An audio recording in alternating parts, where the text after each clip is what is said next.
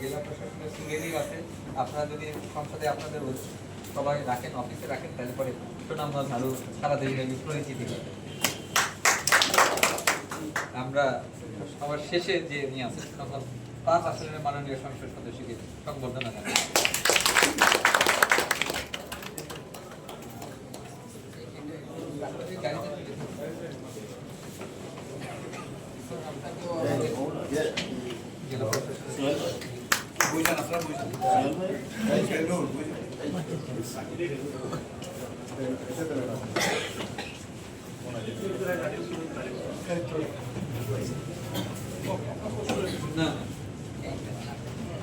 ধন্যবাদ।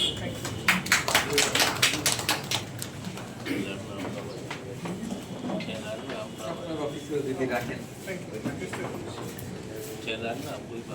আমাদের সবচেয়ে কাছের মানুষ